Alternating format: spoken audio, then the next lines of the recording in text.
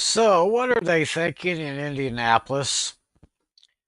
Could Micah Parsons sit out this entire season? And what fantasy lessons did we learn last year that we could cultivate into this year? We're going to find the answers to those questions and a lot more as we get you ready for another preseason edition of Fantasy Football Fever, which starts right about now.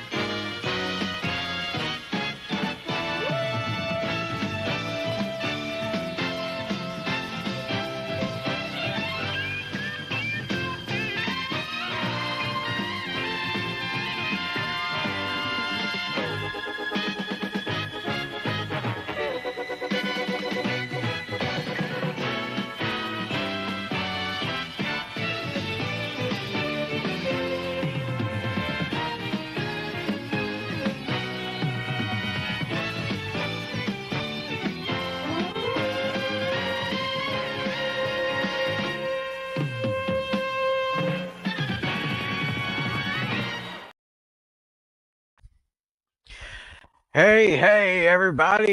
It is time for another edition of Fantasy Football Fever. It is Friday night, August 22nd, 2025. Wherever, whenever, and however you're watching, we thank you for making us part of your week. My name is Timothy McClelland, America's favorite armchair football fan. Joined as always by my two partners in crime. First, the host of the Hooked on Sports podcast, Mr. John Flynn.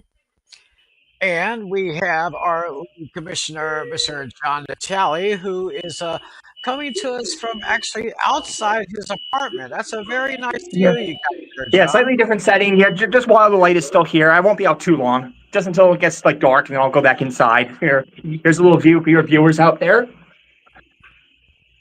Pretty nice little neighborhood up there in Washington State. Mm-hmm. Kind of surprised it's not either raining or snowing. Hmm. Doesn't It's, seem like I'm, that's the only weather up there. even though it's August, sometimes you can't rule it out for the Rocky Mountains. Right. Well, actually, it's getting to be a pretty exciting time around here, as you can see by my little note here.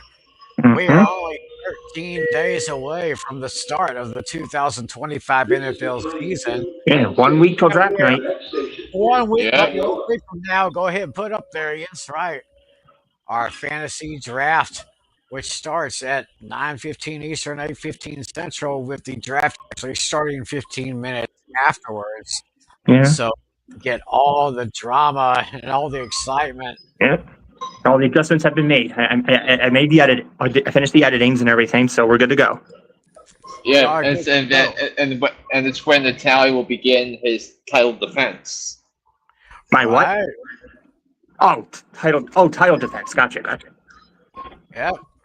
You better bring it, Natalie. Mm-hmm. Yeah, it's So, yes.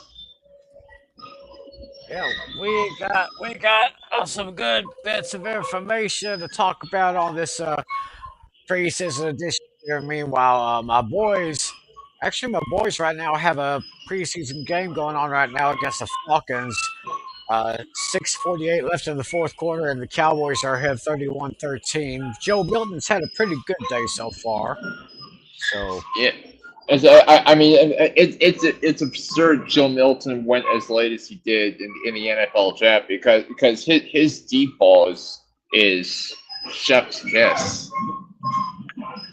yeah, he is a pretty good thrower. I mean, give him a little bit more time, and he is definitely going to be one of the best right there. So let's see here.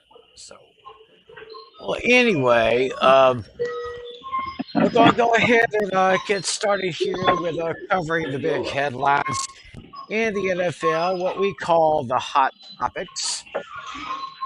Um, right now, the Cleveland Browns earlier this week have already announced that they're going to have Joe Flacco as their starter for Week 1. Uh, that guy's like 40 years old, and in my opinion, I think this is probably going to be his final season. I think that boy's ready for a rocking chair. Yeah. Yeah, I mean, it Should have doesn't been really Kenny come. Pickett.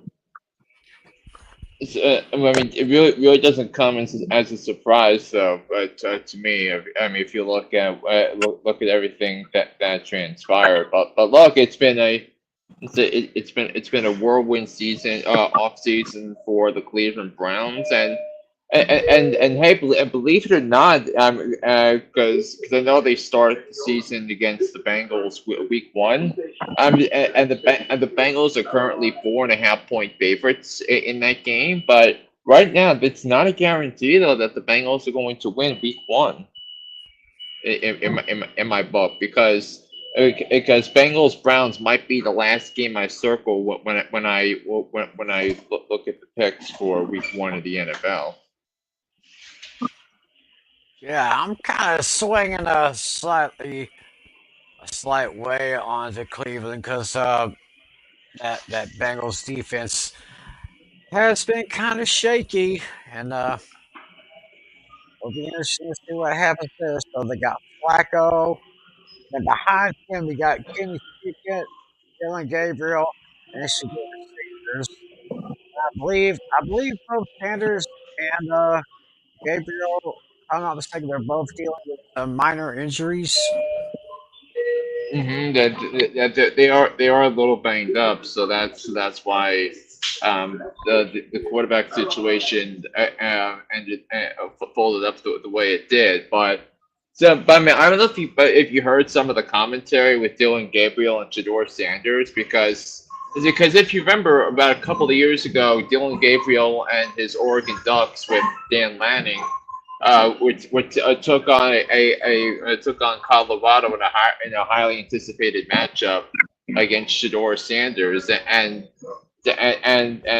Oregon was talking about all the noise about Colorado, and they used it as motivation as they wound up beating them.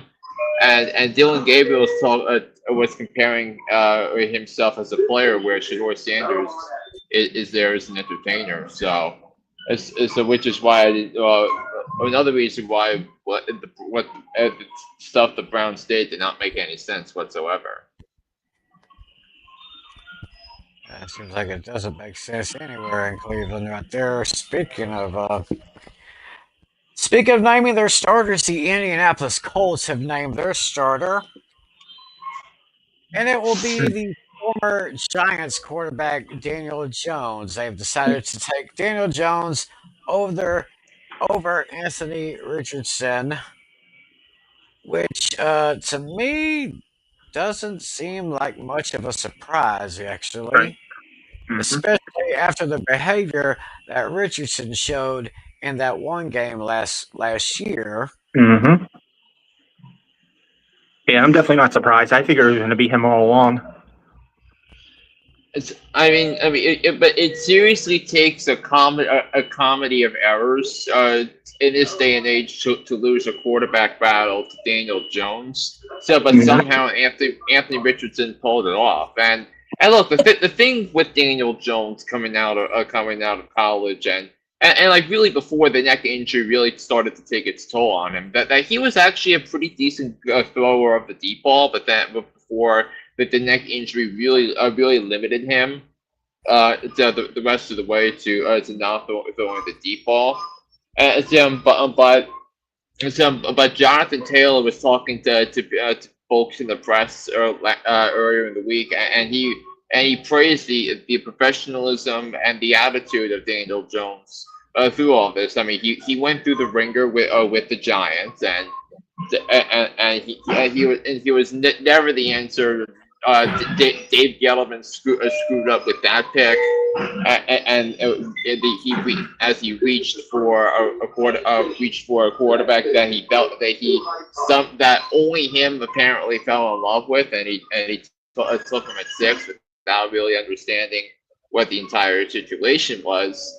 So that then you have that, then Brian Dable comes in to coach him up. They win a road playoff game against the dreadful Vikings defense in 2022, which prompted the hiring of Brian Flores to be their DC. in 2023, and then he stunk up the joint the next couple of years. He had a neck injury he suffered against Miami and he had to play behind historically bad offensive line. He had to um, I mean, the neck injury was bad. Then he tore his ACL. They tried to get him back from an ACL injury 10 months after the injury happened. That did not work out the way it did not work out, and they were who I thought they were when it came to that. So it was just a complete and utter disaster the whole way around. When you look at it from the Giants, then he goes to Minnesota, and then he signs a contract with the Colts to compete with Anthony Richardson. And the thing I said back in March was that the Indianapolis Colts had as bad a quarterback situation as there is in the NFL. So that the only ones that currently compare to what the Colts have are that of the Browns with Joe Flacco at 40 taking over as a starter, and the New Orleans Saints with having to deal with Spencer Rattler and Tyler Shuck. However, that's going to transpire with the New Orleans Saints. I mean, the Saints should have drafted Jackson Dart when they did. I mean, that was an easy first guess at the time. I thought because with that. So Daniel Jones is the starter, but luckily for him, in week one they'll get the artists formerly known as the Miami Dolphins in week one. So it really didn't matter about week one, but it's about after that, and by the way, the week two matchup of the Indianapolis Colts, home against the Denver Broncos, the team that's projected by a lot of people as being the number one defense in fantasy this year.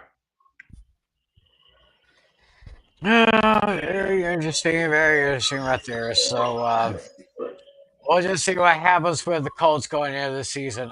We did have a trade um, earlier this week. The Washington Commanders traded their running back Brian Robinson to the San Francisco 49ers in exchange for a 2026 sixth round draft pick. Yeah, So I mean, banged up 49ers team anyway, so that should be a little bit of a help for them. I mean, this is all about insurance for Christian McCaffrey. I would say because right now we assume that McCaffrey is going to go into the going healthy, and that's been that's been the proposition over there. But I think the thing is though with this is that now you have to figure that Brian Robinson Jr.'s fantasy stock is kind of around the same, a little bit lower than what it was with Washington, but he wasn't happy with his contract situation. That Dan Quinn was asked by the press about trades and all that stuff, but that situation reared ahead, and they somehow resolved the Brian Robinson Jr. situation before they resolved the Terry McLaurin situation, which kind of says everything about how I feel about the Commanders this year as them being a prime candidate to take a step back this year after a remarkable season, which saw them make it to the NFC Championship game last year. Mm-hmm. Oh, and by the way, the 49ers did get another player. The 49ers got Sky Moore, a wide receiver for the Kansas City Chiefs, and a 2027 seventh round draft pick. And the 49ers will be getting a sixth round draft pick in 2027. Yeah, I remember. I mean, Sky Moore. I mean, I heard this guy was going to be like a big thing in Kansas City. He's going to be like one of the best 10 wide receivers in the league, and he just amounted to jack squat. So I mean, like 2 years ago, 3 years ago, like there was such a remarkable fantasy discourse about how Sky Moore is going to be catching passes from Patrick Mahomes for the next decade in Kansas City. I mean, this all came on the heels of the Tyreek Hill divorce with the Chiefs. But if you could if one of you pull up his stats from the Chiefs, before I ask you, Got, I'll get it.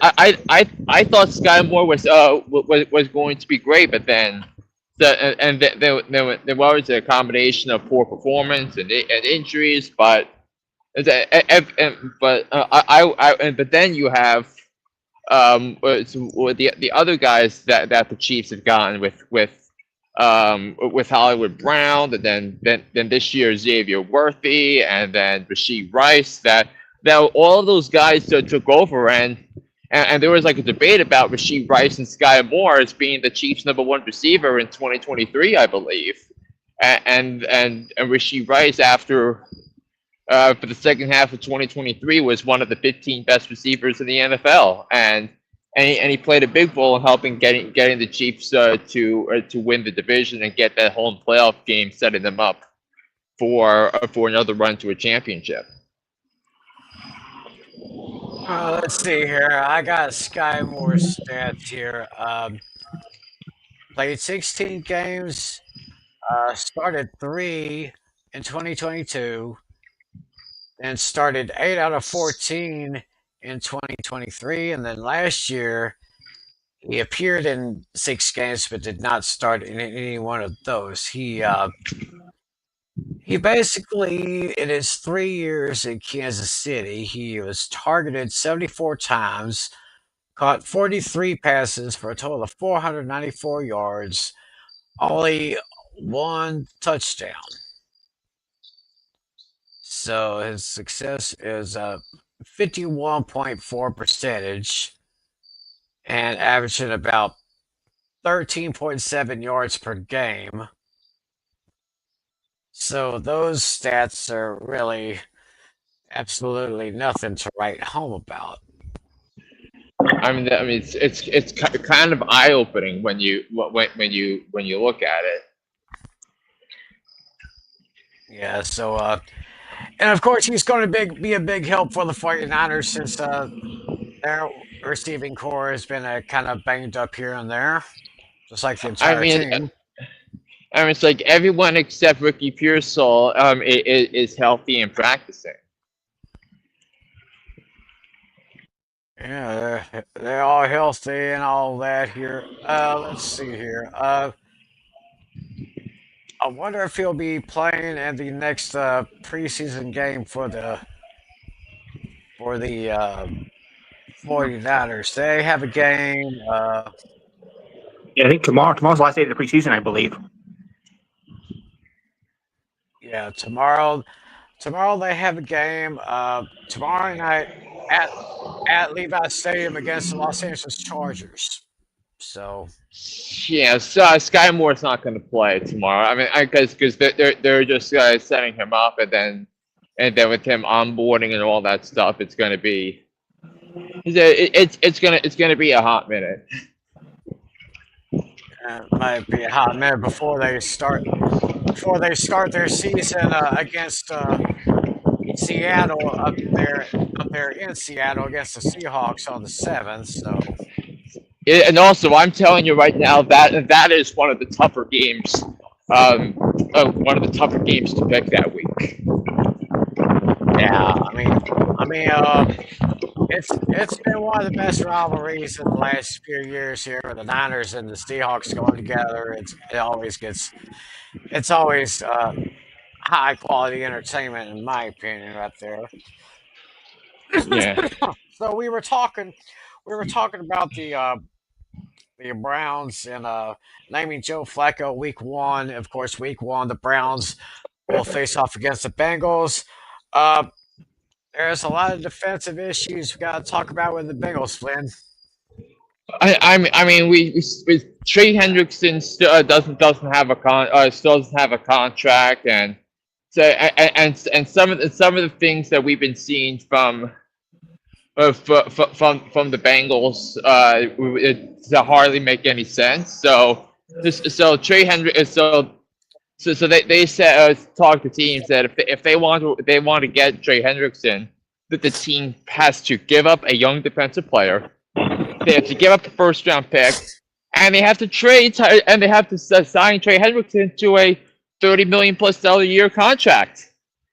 I mean, are you out of your minds? I mean, this some of the was I mean, it's in the line of buffoonery. Like what on earth is going on with the Bengals? And then on top of that, you have issues at safety. Jordan Battle is not a good fit for Al Golden's defensive scheme. And look, I like Al Golden. I like him a lot. I think he was tremendous as Notre Dame's defensive coordinator last year when Notre Dame went to the CFP championship game, and I thought he made a lot of sense as the Bengals DC. But if is he going to get 1 year as the head coach, as the DC of the Bengals before if they do wind up canning Zach Taylor and they let the new head coach bring in an entirely different staff, that's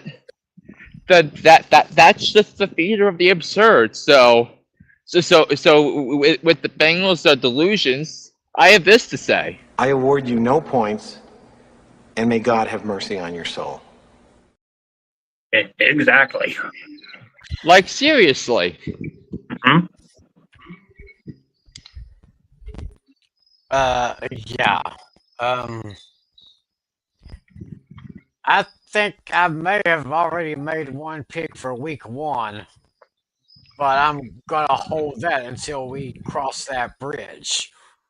And also not to mention the issues with the offensive line that they have as well. That's another question in and among itself. Although a couple of the young guys who actually played pretty well on Monday night in front of a national audience, but a lot of it's still like a wait.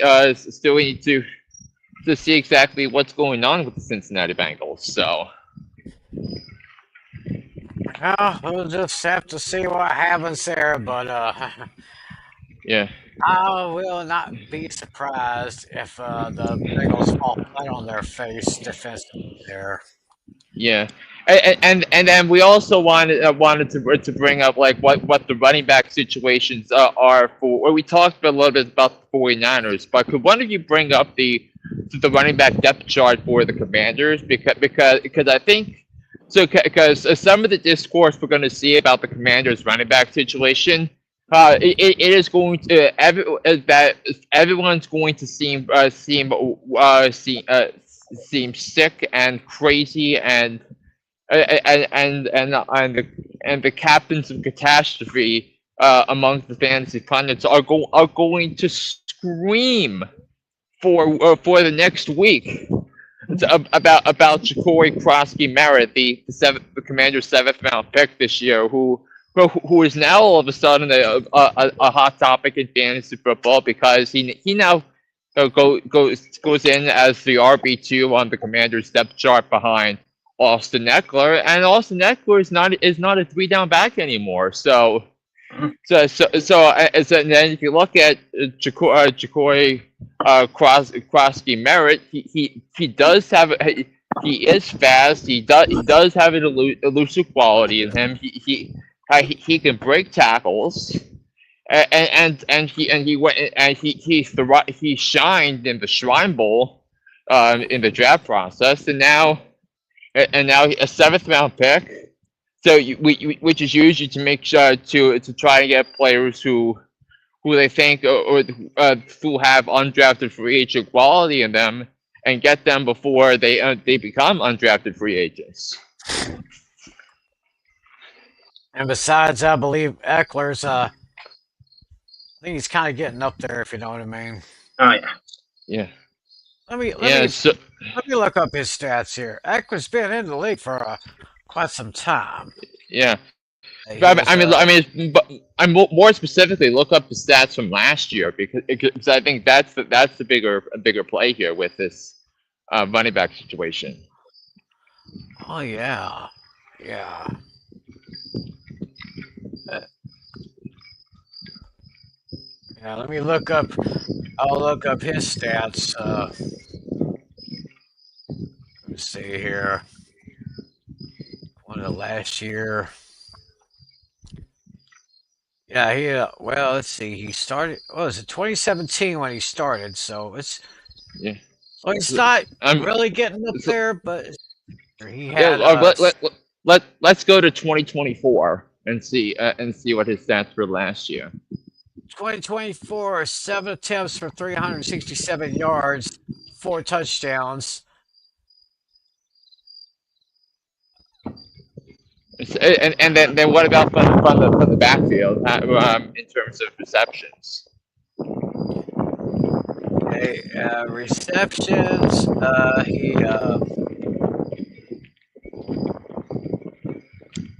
He was targeted 41 times and caught 35 passes for 366 yards and no touchdowns.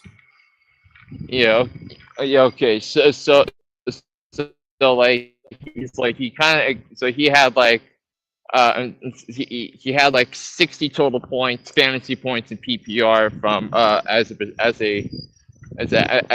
a pass catcher, and then he had then he had like close to 50 he had close to 60 points fantasy points as a rusher. Right. So Yes. So I think it's kind of crazy, but Ja'Cory Crossky Merritt is going to go. Is going to be a guy that'll be drafted in most leagues. By the time the week comes to an end. yeah, that's right. That's true here.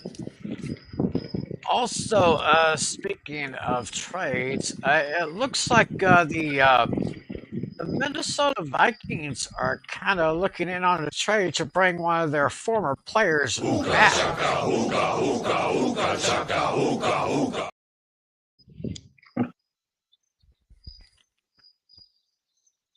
Of course, this guy actually played his first 10 seasons with the Vikings before signing with the Panthers in 2023. Of course, with Jordan Addison with his 3 game suspension to start the season, and Jalen Naylor having a hand injury. So, possibilities of Thielen going back to Minnesota? What do you say? I mean, what is he going to be the WR4 or the WR5 on the Vikings depth chart once Jordan Addison comes back from suspension? And by the way, Justin Jefferson did return to practice this week because he dealt with that hamstring issue, but he is back in practice and he's probably going to be full speed ahead ahead of week 1 for the Vikings with their Monday night matchup against the Chicago Bears. Yeah, so let's see. Got Jefferson, got Naylor. Then you had Ty Felton, who was a 3rd round pick in this year's draft. So maybe could be a cute, maybe wide receiver 4 or 3 possibility. I have no idea until Yeah, but I do think Thielen should go undrafted in most league settings. yeah, I'm not really holding my breath for that either. So just see how that works. Hey, I wanted to hear you made a comment earlier. I think it was earlier today about Jackson Dart and his preseason that he's had so far. I Oh was yeah, looking they're at this here, fantastic. I have to say I am deeply impressed. Oh yeah, I, fantastic. And it's actually absurd that he lasted all the way to pick 25. Pick 25 of the draft when both the Saints and Steelers kind of desperately needed to draft their franchise quarterbacks because because again Jackson Dart his pro day was attended by Kellen Moore, the quarterback whisperer for Dak Prescott and Jalen Hurts.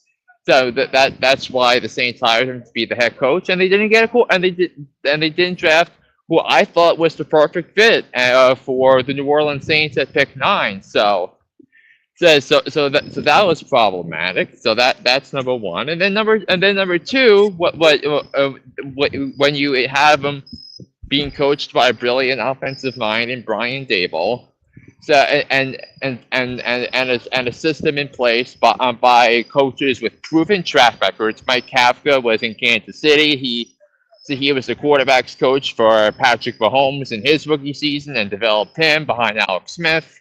And then Shea Tierney is an excellent quarterbacks coach himself, and he came over from Buffalo with Dave's to be the quarterbacks coach. You have the right people in the building to set him up to succeed, and boy, was he fantastic. And so adjusted completion percentage of 80% when you factor in the drops. 424 in total, 32 of 47, nearly 400 yards passing, three total touchdowns, a passer rating of 113. Yeah, he was absolutely sensational, and he has the moxie. The moxie's been thrown him out a lot with Dart, but yeah, with him like him making some high level throws, it is certainly such an inspiring sight, and it's been years since the Giants have been since the fan base has been galvanized like this, and now I think Jackson Dart making his first NFL start is going to come sooner than you think. Now, Russ is, I believe, going to be the Week 1 starter for the Giants, which that's set in stone. But boy, if you were a Giants fan, you got to look at that and say that's the reason why the Giants hired Joe Shane and Brian Dable in the first place. Absolutely. And after messing up with the Daniel Jones, Saquon Barkley situation, now they found a guy who fits a lot of what the Giants wanted, and they wound up taking him. I'm about to go inside and set up. So, you have any thoughts, Tally? Oh yeah, I absolutely love the pickup. I could definitely see him getting the full-time starting role by potentially week somewhere in the 7, 8, 9 range. If Russell Wilson struggles early, it could even be earlier than expected. But right now, I'm targeting like week 8, week 9 for him to be named permanent starter. So, seeing that Russell Wilson is a starter, and right now they have Jameis Winston as QB2. Mm-hmm. Yeah, and then Dart at 3, and then Tommy DeVito number 4. But he's probably going to go back to the practice squad. I would say more than likely, unless they find a trade partner for him. Right. If he does get traded, it'll probably just be for a draft pick. Nothing flashy at all. But I anticipate him being on the practice squad. Yeah, but I'm going to keep my eye on this Jackson Dart guy because he could be the future of the Giants. If he keeps playing the way he does, he could bring the Giants back to prominence within maybe 2-3 years. Oh yeah, for sure. Yeah, I'm getting like the beginning of Eli Manning vibes again.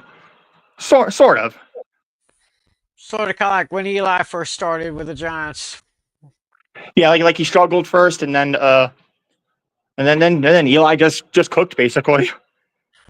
Yeah, they won those 2 Super Bowls, both of them against Tom Brady and the Patriots. Yeah. Yeah, the only quarterback to do it twice. against Brady. Yeah, that's true. So, Yeah, I'm going to be heading back inside in a second. It's getting a little dark now.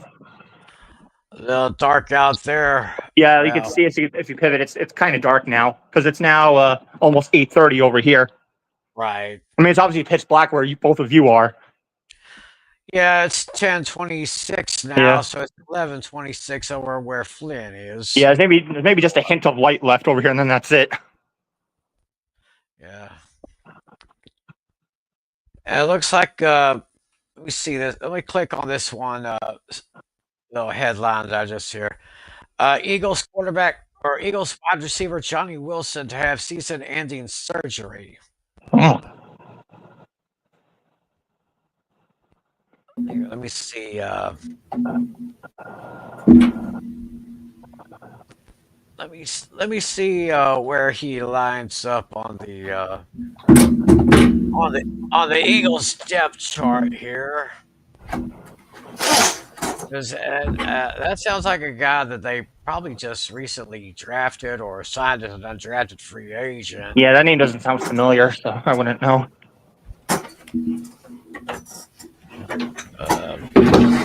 Yeah, so wide receiver. So they got AJ Brown's so I guess let's see here. Rolled up.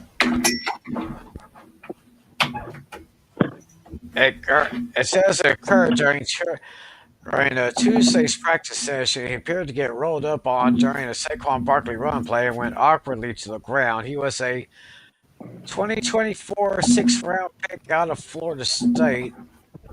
Seemed on track to make the 53-man roster. Unique size for his position, 6'6" and 228 pounds.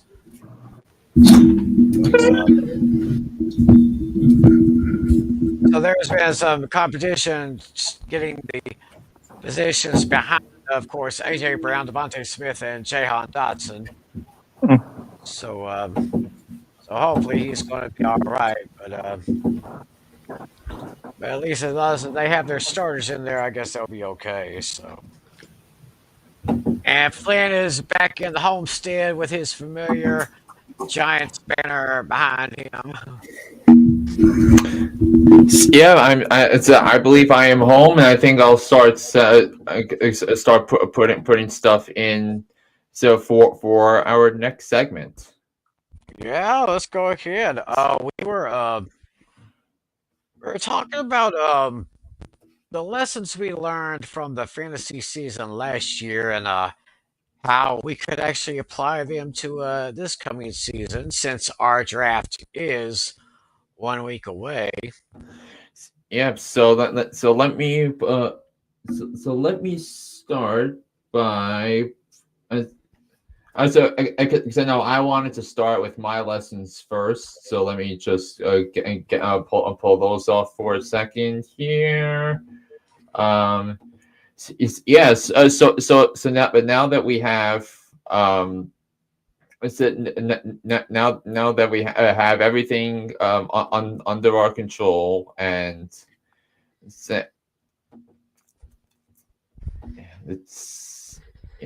now that we have everything under control here because we did our division previews, we did our what should I call it, Our fantasy rankings. Yep, our fantasy rankings, and now it is time for us to evaluate everything, but as a bit based off the lessons we learned from last year. So let me pull up the lessons I learned from let's see where they are. All right. Images.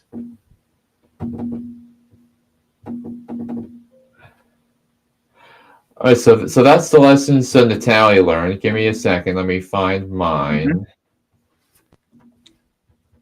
I think This that was is Tim's, mine. and then that by the process of elimination, this leaves my lessons learned.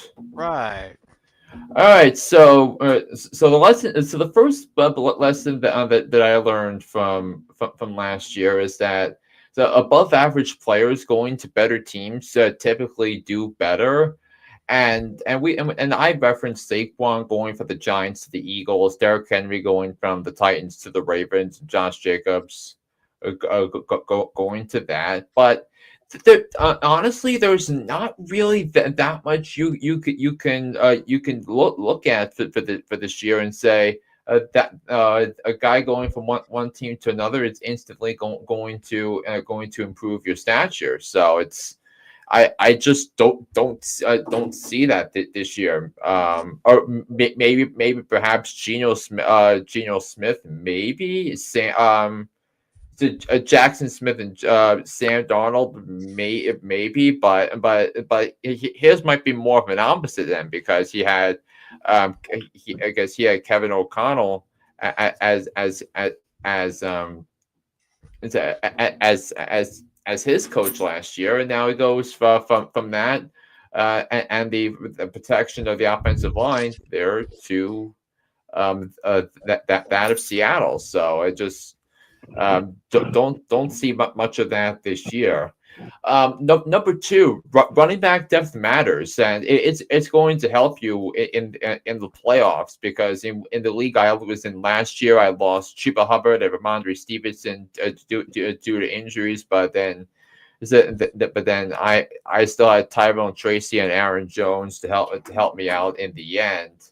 And look, and I think there are some running backs. I think you look more specifically at Chevion Henderson as an example. Maybe you take a flyer around 4 with Alvin Kamara. You're thinking of Chase Brown.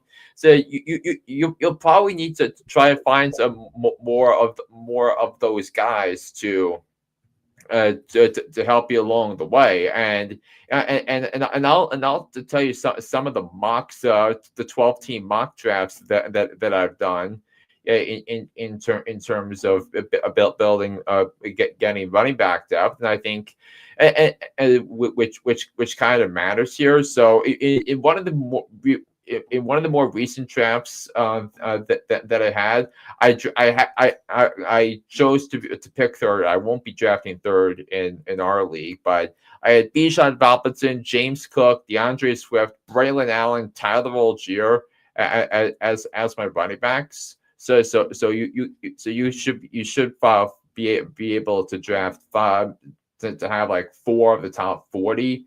Really, when it's all said and done, there was another one where I drafted Ashton Genty in round 2, pick 8, which was pick 20, and then I returned with Jonathan Taylor, and then I built it with DeAndre Swift, Brian Robinson Jr., and Bashal Tutin as running backs as well. So you're probably going to have to find the right running backs in the second half of your draft, which that because you're going to need those in the end because it's more because the amount of impact running backs, the 3 down backs are more significantly more sparse than you have with wide receivers. Running quarterbacks with good offensive lines do really well. Josh Allen, Jalen Hurts, Bo Nix, Lamar Jackson. Those are guys that I would draft as well. Or make sure you want to draft, but Allen, Lamar, and Hurts are all going to be gone by is in the third by the third or fourth round, and the thing is with these quarterbacks this year that that their average draft positions that for those four quarterbacks, the Hurts, Allen, Lamar, and then you throw in Jaden Daniels, so that their average draft positions have them going in rounds 3 and round 4, but then after that, there's a pretty sizable breakup of from Jaden Daniels to a guy like Joe Burrow or Patrick Mahomes, then the drop off becomes that much more sparse. So like in one of my leagues, and so one where Dak Prescott, Justin Herbert, Bo Nix, and Kyler Murray all went at round 7. Is I just decided to wait because I knew with the other teams all having their quarterbacks, I wound up drafting Justin Fields in round 11 of my mock, and that turned out to be the case. Now, I think in the real drafts, I think a commonality but with all these teams is that they're going to reach for quarterbacks that they feel desperate that they want to get their guy before before the other team does, because you think that's going to be a source of a source of income, of fantasy points on a basis with that. So I think so. What I'm going to do this year is I'm gonna see if the value if it fits. So like if you want to draft a quarterback in round 3, you're probably going to want to probably have one running back and one wide receiver on your roster already. So if you're going to draft Nico Collins in the first round, then Ashton Jeanty in the second round, that'll set you up well to draft a quarterback in the middle of round 3 should that happen. But I would honestly just see if the average draft is if the ranking of the average draft position, if those numbers are lower than what your current draft position is. So let's say Lamar's draft ADP is like 30 and he's still there at the end of round 3. I mean, but by all means, take him because you have to start a quarterback, and you do that, and then you need to be willing to make a trade or a big gamble mid season, because so I think what you have to do with that is that after the draft, I would just highlight the players that you think are going to be on other teams that you're going to want later in the year. So then when the time comes, if the owner of, let's say, Alvin Kamara is out of it and like his team is not making the playoffs, you have to be willing to get some to have some valuable assets to trade to upgrade at those positions. So which is another reason why running back depth matters, because then I got to use some of my good running back depth and turn it into more discrete assets that would be needed at the end. And then of course the championship, and the last lesson, championships are won in the second half of the draft.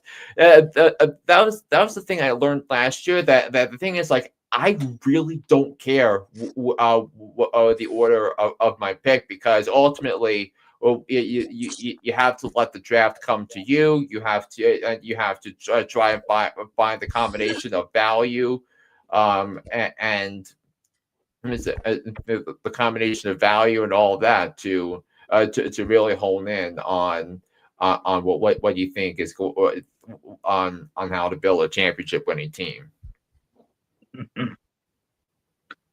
Yep. Those are very, very good points right there for all of you getting ready to draft your teams. Yes, so I think so. What I'm bringing in this year is that I really have no preference on where to draft. If it's assuming your league is a snake draft, which it usually is. Yep. Yep. Gotta use that strategy when you're the last person to pick in one round and you're the first person to pick in the next round. So that will definitely come in handy for you.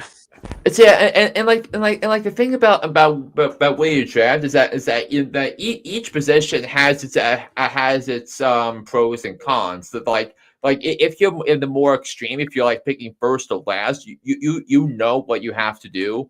Because then after you pick twice in a row, the rest of your league, they they select twice before you go again, and then it's the same thing. So it's so I really don't care. Though I will say, if you do if your position your draft position is towards the end, like at 10 or 11 or 12, you have to make sure you wind up with at least one running back, if not two. So because then when the draft comes back to you, you still have some tremendous receivers you can draft, and stack wide receiver depth as much as you can, because you're going to have a lot of guys. You're going to have a lot of guys available. To like that, because like in one of my mocks, you still had Devontae Adams, Mike Evans, DJ Moore, Marvin Harrison Jr., who by the way I believe is going to be outstanding. Terry McLaurin, but that's kind of a wonky situation right there. And then after that, Ted McMillan, Chris Olave, George Pickens, Xavier Worthy, all those guys are going to be available in rounds 4 and 5. So you really can't go wrong with drafting a running back, maybe two running backs. If you're pick 11 in a 12-team league, and then you go around and pick again at 14. So All right. yeah, and then if you pick in the middle, so you'll need to know what the teams that are drafting right behind you need, and then if you know a guy's going to be available by the next time you draft him, or if you believe it is, then you try and upgrade somewhere else before you make your next pick. Mm-hmm. Absolutely.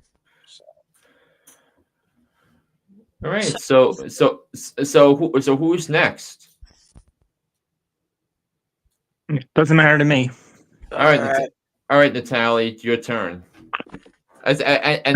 So like so you have your lessons, and like and how you gonna what are you gonna be looking for this year when it comes to these? Yeah, the first one I wrote was Lamar Jackson should be the first quarterback drafted. Well, maybe not the first now, but at the time I wrote this, I felt that way. I mean, there's plenty of good value there.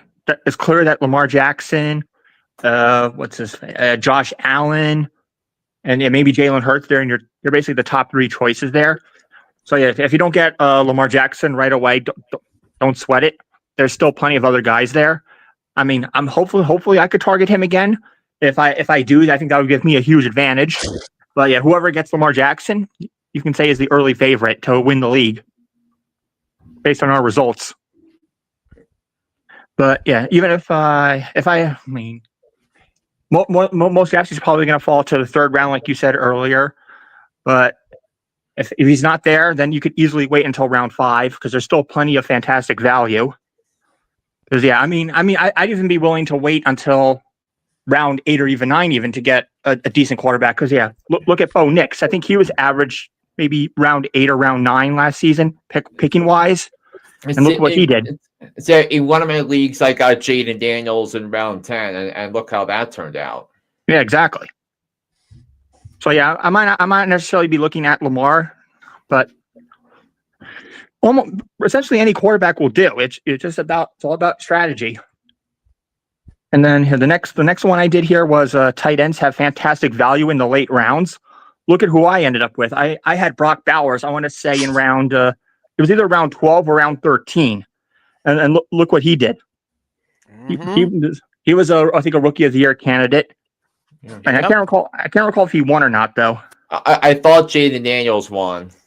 Yeah, I think you're right. Yeah. Yeah. And I mean, and look at the potential candidates we have this year. Mm-hmm. And yeah, I'm definitely willing to wait on a tight end. I don't necessarily need to wait until round 5 or round 6. I'm not going to sweat it if the guys get picked right away, such as like Brock Bowers, Trey McBride, George Kittle, Evan Ingram, Travis Kelce, Mark Andrews, David Njoku. I'm not gonna sweat it if I don't end up with one of those first 7. I'm perfectly content with waiting for one of the rookies. Like I'll be perfectly cool with a Colson Loveland or Tyler Warren.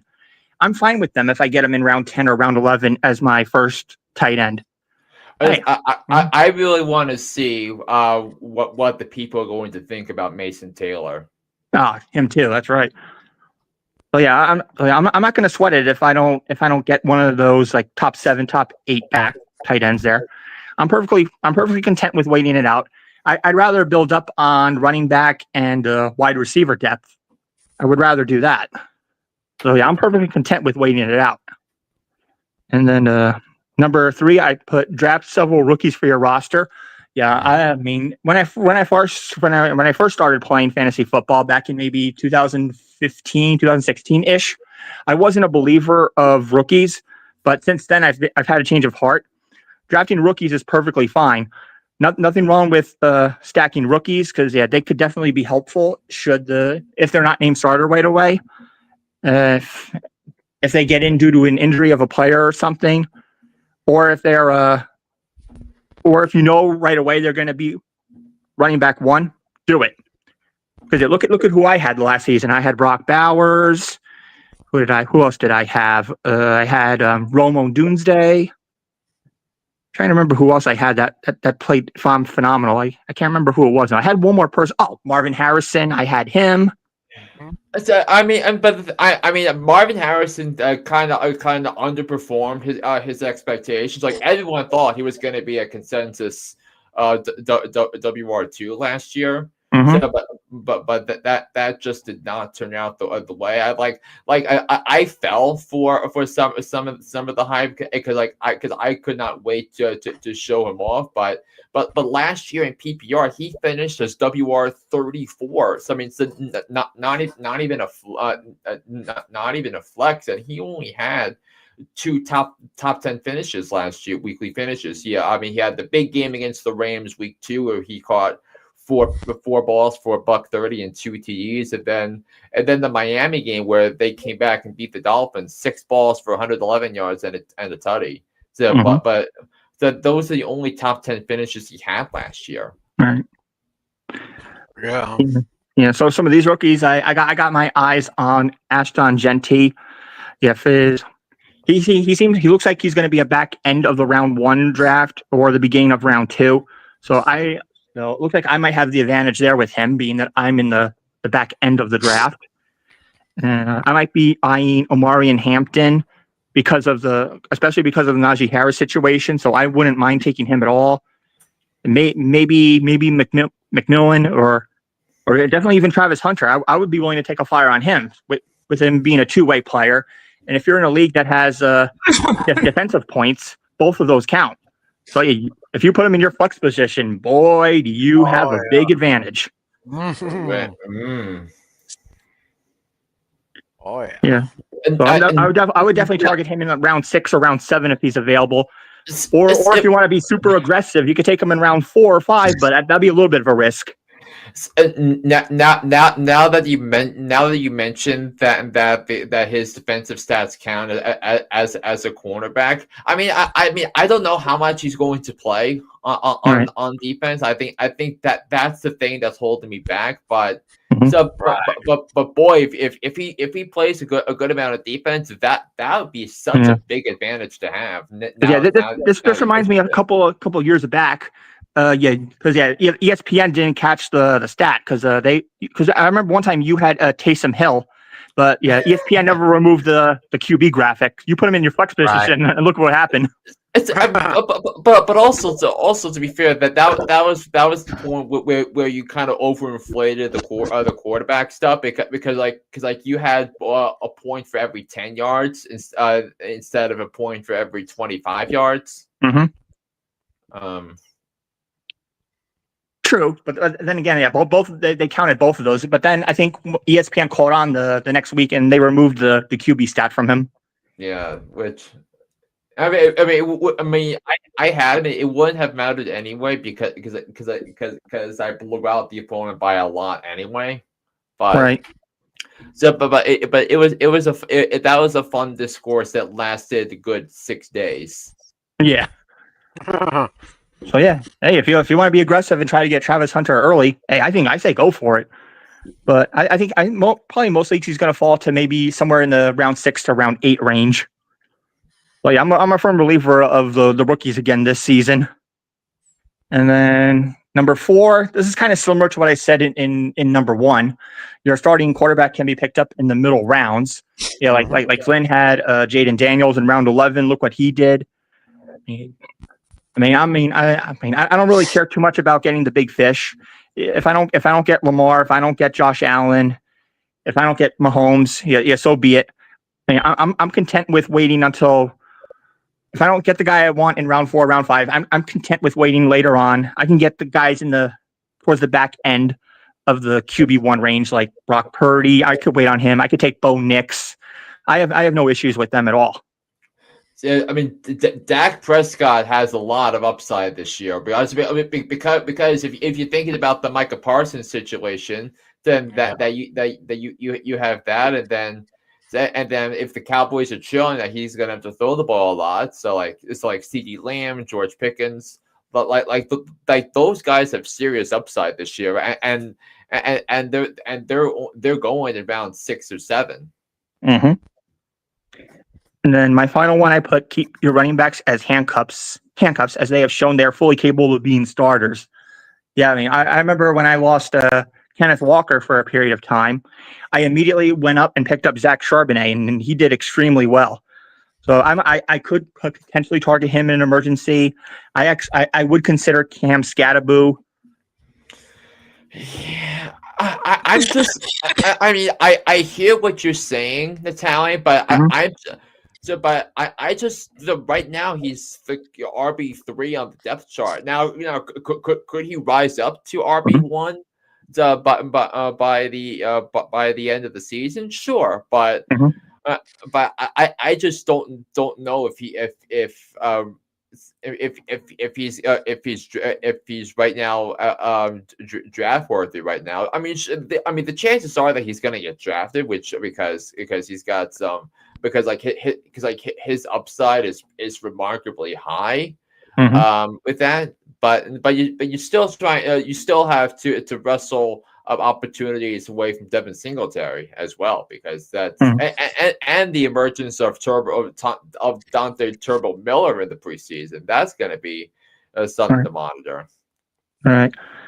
And then I might be willing to take a flyer on Najee Harris, but I don't know about him really. I mean, I wouldn't necessarily say draft them, but if your starters go on injured reserve, like say hypothetically, I lose Kenneth Walker again, I'm immediately going to Zach Charbonnet. Like immediately get your RB2 if somebody from that same team, if they get injured. Yeah, go for it. I mean, how many IR spots do we have in our settings? Do we have 2 or? If I remember correctly, I believe it's 2. Okay. Mm-hmm. Yeah, I mean, it's like what running back handcuffs are you looking at? Because I mean, I could look at I would look at Zach Charbonnet again. Let's see, maybe now whoever Austin Eckler's backup will be now. I forgot who we mentioned earlier. It's I believe it's Ja'Cory Krosky Merritt. Yeah. It's like but now he's suddenly going and pick around 11 or 12, which if you drafted if you had your draft and you drafted Ja'Cory Krosky Merritt, congratulations, you won the lottery. Yeah. Wait, I could have sworn though Chris Robinson was going to be the first backup though. I think that's his name, Chris Robinson. Yeah, Chris Rodriguez. I believe he went to Oklahoma. No, he went to Kentucky a couple of years. He was in the same class as Will Levis out of Kentucky, but he's now the third string back. Oh, he's third. Okay.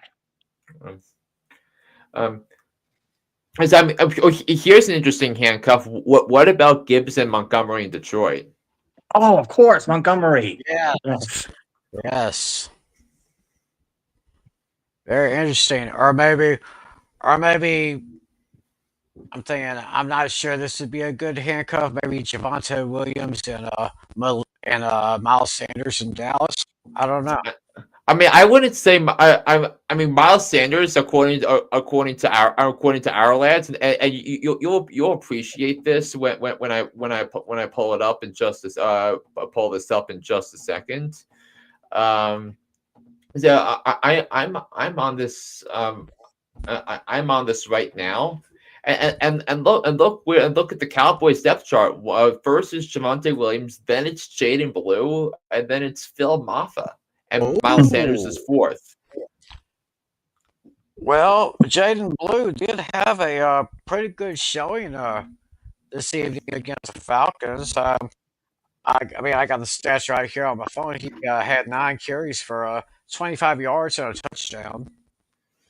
I mean, 25, but that's barely 2.5 yards a carry, though. I Right. still think I feel like someone like Jaden Blue will make a lot of sense, and he could very well be the league back for Dallas at the end of the year. But about a few weeks ago when I was doing Moxie, I was drafting him a little bit. So then you also want to wonder what the hell is happening in Jacksonville. How they're going Jacksonville, yeah, of course. That's right. Yeah. to see. Yeah, I mean, it's gonna be there's like a lot. It feels like some low risk, high reward picks Yeah. if you draft these guys later. Yeah. Personally, I would avoid any Jacksonville running backs until I see consistency, until we have a Right. normal rotation. That way we could see what's going on.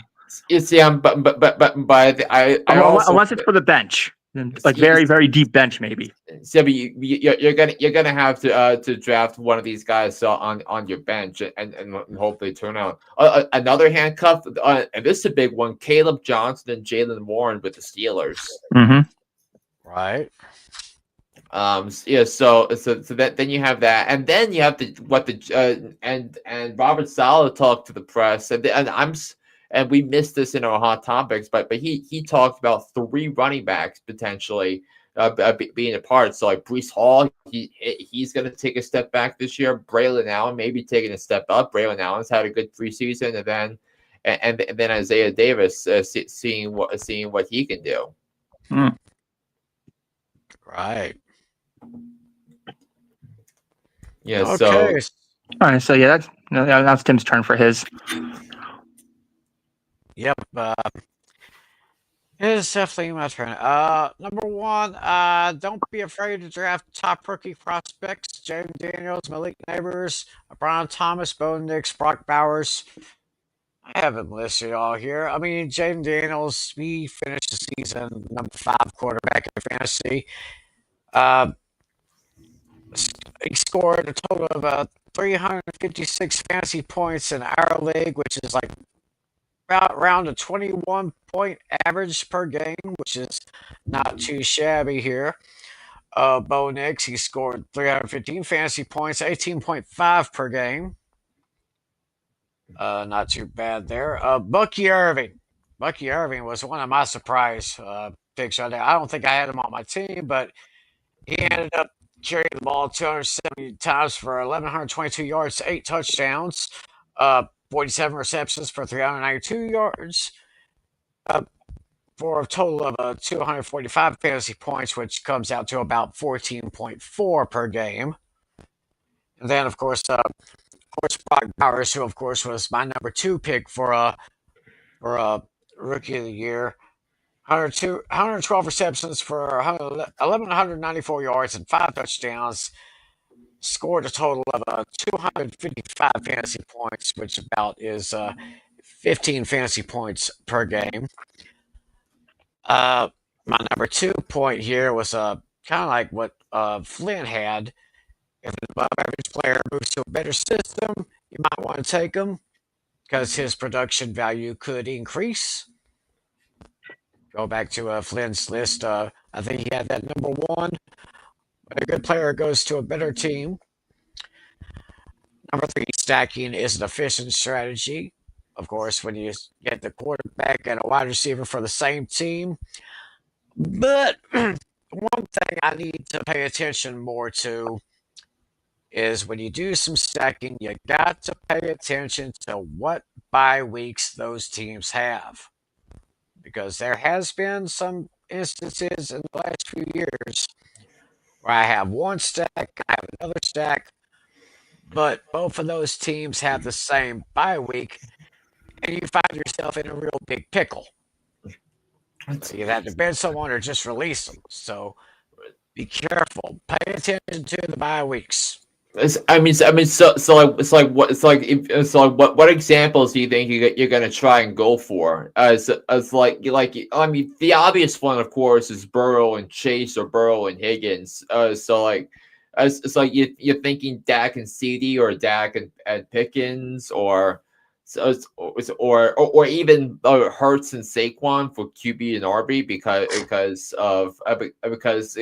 with the tush push they're gonna. So that's why Jalen Hurts is still a popular commodity because the tush push is still legal. Yes, the tush push is still legal. So, sorry. I'm thinking maybe Dak and CD or Dak and George Pickens, as if George Pickens does very well in this new system that he'll be playing in. But I'm kind of leaning toward maybe, leaning maybe toward McCaffrey, no, McCarthy and Hawkinson maybe in Minnesota. Because, of course, the Jordan Addison situation, and of course, Justin Jefferson, he'll be still there. So I'm thinking of maybe Minnesota, and maybe Pittsburgh. I don't know. We'll just have to see about that. Dual threat quarterbacks are a must-have. Yes, the two best quarterbacks last year who finished 1 and 2 in the MVP race, they are prime examples. So if they can do it with their feet as well as their arms, gotta go for it. And there's really no such thing as a safe pick because an injury can happen at any time, anywhere. Just be careful that if you have someone as a good backup, if someone goes down, go ahead and draft them. Think about Nick Chubb. He is a great running back, but he has had some injury issues over the past couple of years. So that's my prime example right there. So yeah, I gotta watch out for those injury-prone players. Yeah, so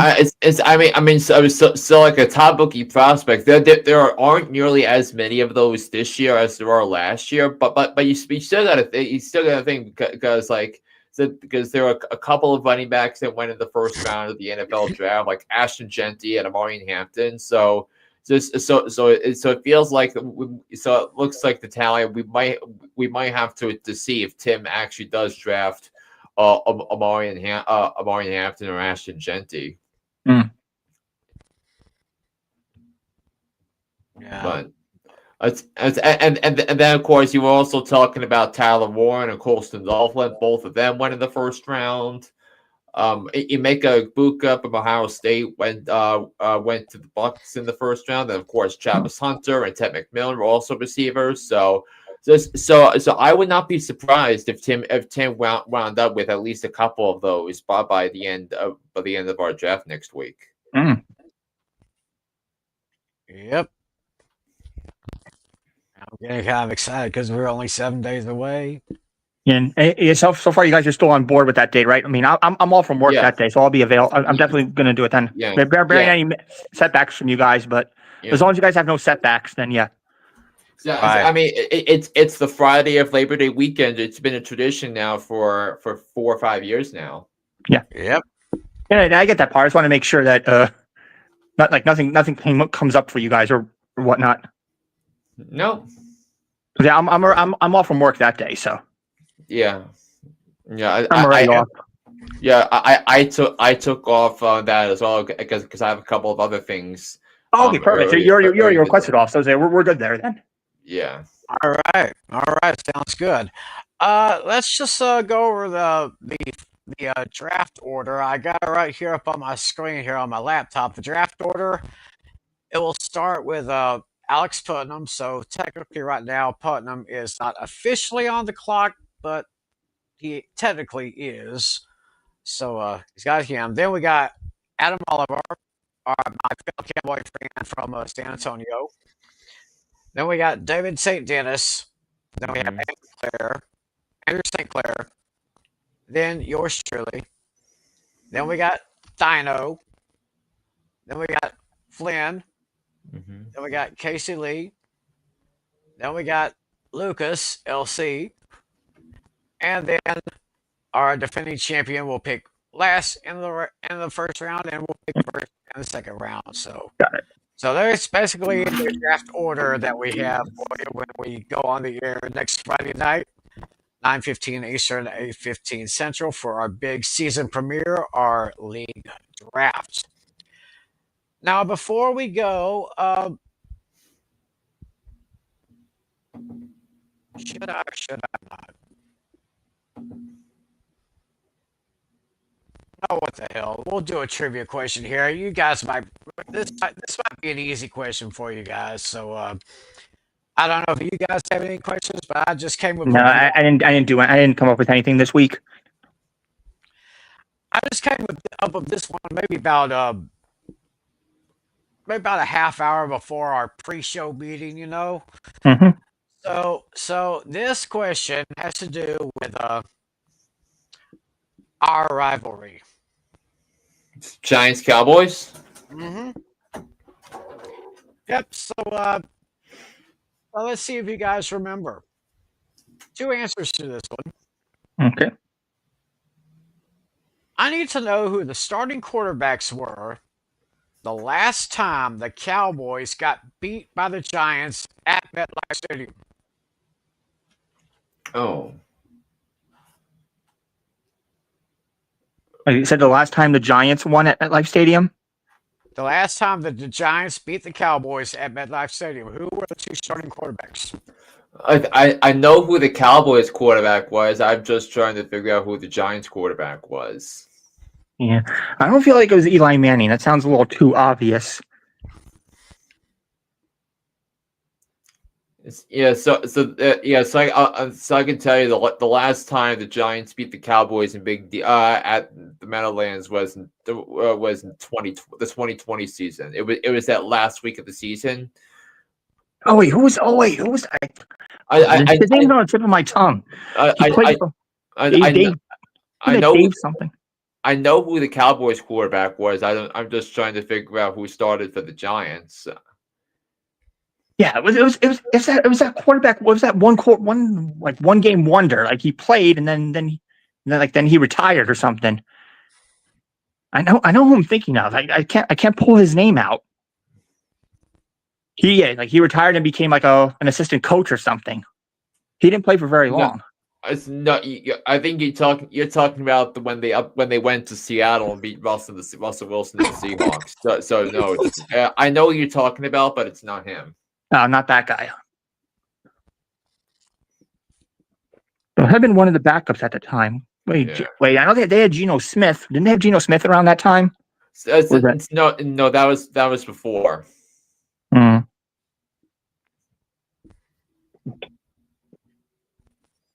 Damn it! Who was it? No, so it wasn't Drew. It wasn't Drew Lock because he was just last year. I kind of thought this question would be easy for you guys. I know I'm very confident on the Cowboys. I'm just trying to nail down the Giants. Okay, I think I got it now. Yeah. Go ahead, Flynn. Go ahead, Flynn. All right, so the Cowboys quarterback was Andy Dalton because remember Dak tore his ACL and he was out for the year. So that's Andy Dalton. And then for this part two, I'm gonna say it was Daniel Jones.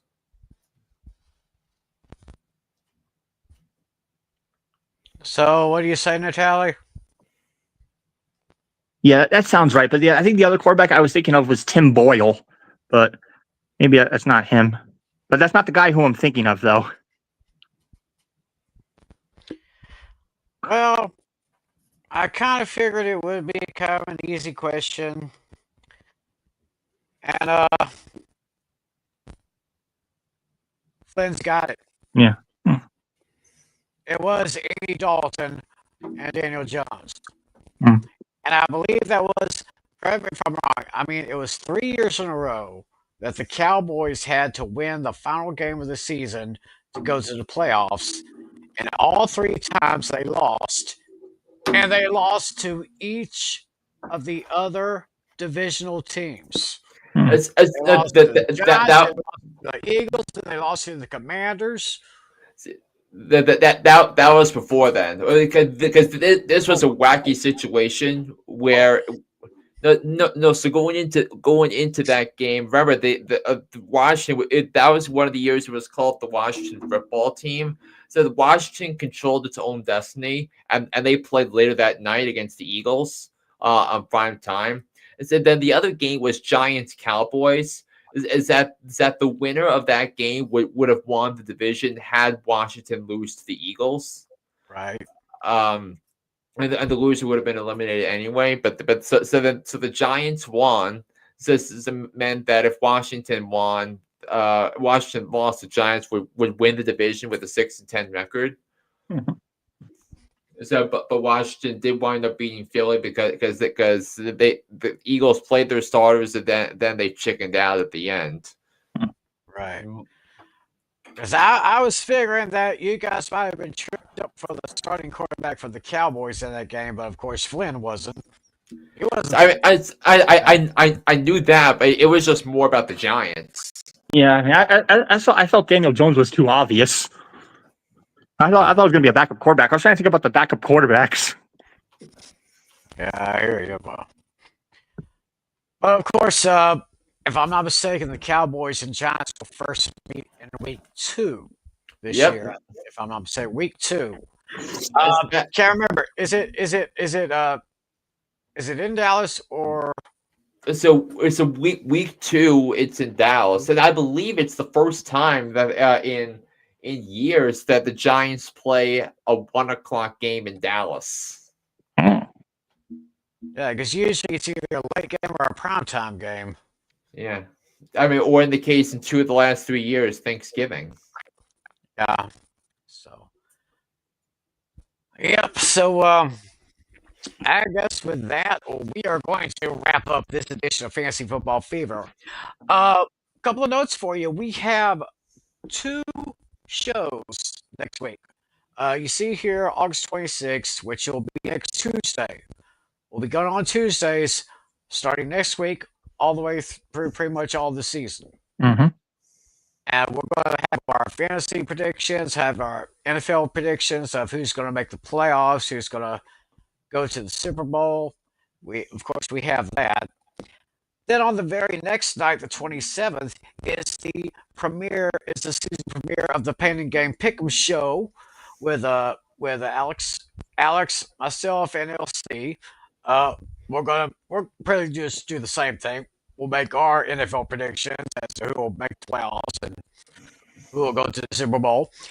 And then, of course, 1 week from tonight is our official season premiere, Fantasy Draft Special. Draft starts at 9:30 Eastern. We will go on the air at 9:15 Eastern. So, oh my gosh, I am getting excited more and more with every Oh, yeah. passing day. Mm-hmm. And as I said, Natalie, you got a target on your back now. Yep. Oh, So, nine targets, really. So, nine other targets.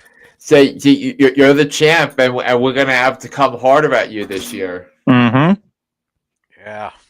So, Yeah, I honestly hate being last, but it is what it is. oh well, you're last in one round, first in the next round. So The thing I said earlier is that each draft position has its advantages and disadvantages. Mhm. So it's like you have So you have the disadvantage of picking your what you should be your best fantasy player last. But then then your second best player in theory should be better than than the rest of ours. Mm-hmm. And then you have the added advantage of knowing what you have to do with your team but before it comes back to you again. Yeah. Yeah, I think in the mock, usually what I do is I practice mocks in the position I'm in. That's what I've been doing lately. And majority of them, I think my first pick either ended up being Amon-Ra St. Brown or Malik Neighbors. Yeah. Yes. Your draft, our draft comes second of the three, three or possibly four that I'm in. So like I've been practicing for like for the other leagues because they're money leagues and they're 12-team leagues. So I've been practicing from different positions because again I really don't care where I'm drafting from. But then the day of our draft, since I'm picking seventh and it's PPR, then I know what I'm going to do. Mm-hmm. Right. Yeah, I got my Yahoo League draft is on the 31st. So it's going to be a couple days after we have ours. So Yeah. So I mean, how many teams is it? 12 or 10 or? my league in my Yahoo League, I believe I think I've got 10 teams if I'm not mistaken. Let's see here. 1, 2, 3, 4, 5, 6, 7, 8, 9. Yeah, I got 10 teams in mine. Okay. Yeah, and I've got Adam. I've got Adam in mine. I got two players from our league in my Yahoo league. I got Adam Oliver, and I got LC Lucas. I got him, Yeah. and I got a couple other people, a couple of guys I went to school with, and I have my brother. Oh, nice. Yeah, I've got my brother in this league. I think he was our league champion a couple of years ago, and I think I was the league champion the year before he won. So there's a bit of sibling rivalry there. So Oh, yeah. Yeah. so I hope everybody. I think I'm going to participate in maybe a couple of mock drafts between now and next Friday. So.